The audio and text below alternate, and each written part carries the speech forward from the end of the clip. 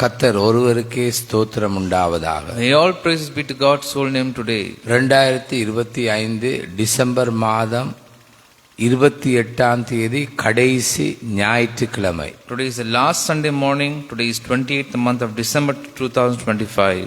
இயேசுவின் நாமத்தினால் உம்முடைய சித்தம் செய்கிற அளவுக்கு எங்களை ஆராய்ந்து பார்த்து சரி செய்ய கிருபை செய்வீராக. In the name of Lord Jesus Christ, you give us grace that we can repent and meditate and correct ourselves in order to do the will of God. இயேசுவின் நாமத்தினாலே. In the name of our Lord Jesus Christ. Amen, amen, amen. Amen, amen, amen. தேவ சித்தம் செய்ய தவறுவதேன்? Why do we fail to do the will of God? யாக்கோபு 1:22. The book of James chapter 1 verse 22. அல்லாமலும் நீங்கள் உங்களை வஞ்சியாதபடி திருவசனத்தை கேட்கிறவர்களாய் மாத்திரமல்ல அதன்படி செய்கிறவர்களாயும் இருங்கள். Do not merely listen to the word and so deceive yourselves. Do what it says. தேவ சித்தம் செய்ய தவறுகிறோம். Why do we fail to do the will of God? கவனியுங்கள், இதை சுய வஞ்சகம் என்று அழைக்கப்படுகின்றது. Listen to this carefully. We call this as self-deceit. காரணங்களை கண்டு கொள்வோம். Let's look at the reasons. முதலாவது குறிப்பு, As my first point, சுயாதீனம். independence. தனக்கு சுயாதீனமான வாழ்வையே மனிதன் விடுதலை என்று எண்ணுகிறான். Man thinks that independent life is freedom or liberation. நீதிமொழிகள் 14:12 நீங்கள் வாசித்து பாருங்கள். You can read and see the book of Proverbs chapter 14 verse 12. தேவ சித்தம் செய்பவனே முழு சுதந்திரத்தை அடைந்துள்ளான். The one who does the will of God is a person who is really free. புரிந்துகொள், understand.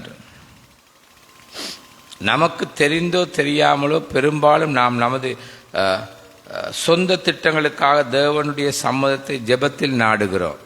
And the one who does the will of God is a person who is really free. We try to implement our plans. Our dreams and aims become our idols.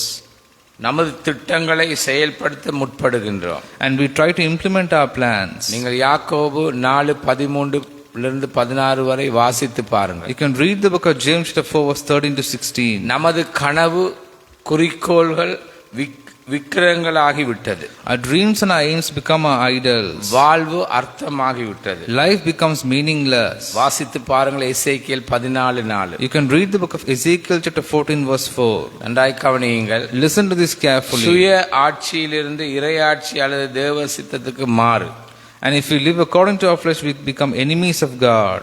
இரண்டாவது குறிப்பு, As my second point, மாம்சத்தின்படி பிழைத்தால் தேவனுக்கு விரோதிகளாய் இருக்கின்றோம். if we live according to our flesh, we become enemies of God.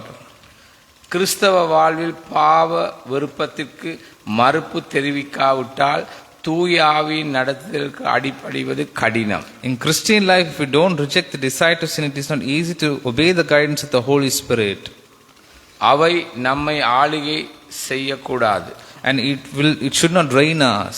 நம்மையும் தேவனையும் பிரிக்கக்கூடாது. And it should not separate us from God. தேவனையும் பிரிக்கக்கூடாது. Or they should not distance us from God. தூரப்படுத்தவும் கூடாது. Or they should not separate us from God. இவற்றில் மூழ்கி சிற்றின்ப பிரியராய் விடக்கூடாது. And doing the will of God will become hard. தேவ சித்தம் கடினமாகிவிடும். It will be very difficult if we are distanced from God. உன்னை சோதித்து பார். Let us tempt ourselves. மூன்றாவது குறிப்பு, As my third point, பிறர் சொல்.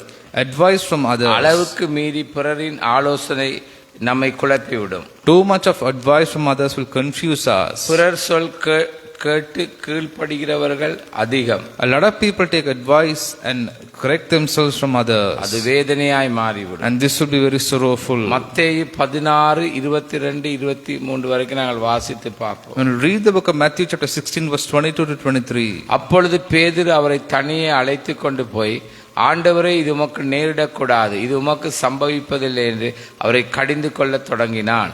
Peter took him aside and began to rebuke him. Never, Lord, he said, this shall never happen to you.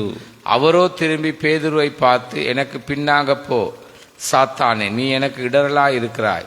தேவனுக்கு ஏற்றவைகளை சிந்தியாமல் மனுஷனுக்கு ஏற்றவைகளை சிந்திக்கிறாய் என்றார். Jesus turned and said to Peter, get behind me, Satan, you are a stumbling block to me. You don't have in mind the concerns of God but merely human concerns. நாலாவது அவசரம். As my fourth point, urgency. தேவன் அவசரப்படுவதில்லை.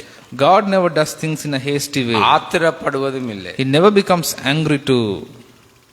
அவசரப்படவோ ஆத்திரப்படவோ அவசரப்படவும் ஆத்திரப்படவும் கூடாது. And we should never become hasty or never become angry. பொறுமையாயிருங்கள். Let us be patient. ஆண்டவர் உடைக்க தாமதமாயிருக்கிறார். And he is reluctant to break everything. உருவாக்க நமக்கு பல சூழ்நிலை. He has kept many situations to create. அவசரப்படும் போது பொறுமையை இழப்போம். We lose patience when we are in a hurry. நன்றாய் கவனிங்க. Listen to this carefully. இருட்டின் பயிற்சியில் கீழ்ப்படிந்தால், When we obey the test of darkness, சோதனைக்குள்ளாகாது, will not be put into test, வேதனைக்குள்ளாகாது, will not be in agony, பொறுமையாயிருந்து, and will see the light when we are patient. பொறுமையாயிருந்தால் வெளிச்சத்தை காண்போம். When we are patient, we will surely see the light in our இயேசுவின் life. In நாமத்தினால் the name of Lord Jesus Christ.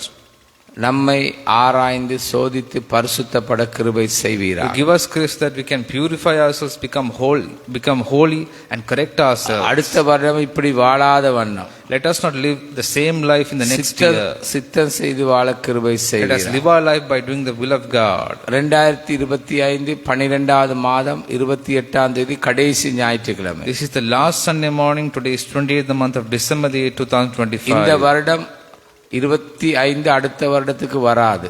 And the next year to 25 will not come to the next year. அடுத்த வருடம் 26வது வருடம், 2026வது And வருடம். the next year is 2026. ஒவ்வொரு நேரத்தையும் பிரயோசனப்படுத்த கிருபை செய்வீராக. Let us make use of the time that we have. இயேசுவின் In the நாமத்தில். name of our Lord Jesus Christ. Amen, amen, amen. Amen, amen, amen. கர்த்தர் தாமே உங்களை நிறைவாய் May ஆசீர்வதிப்பார். God bless you abundantly.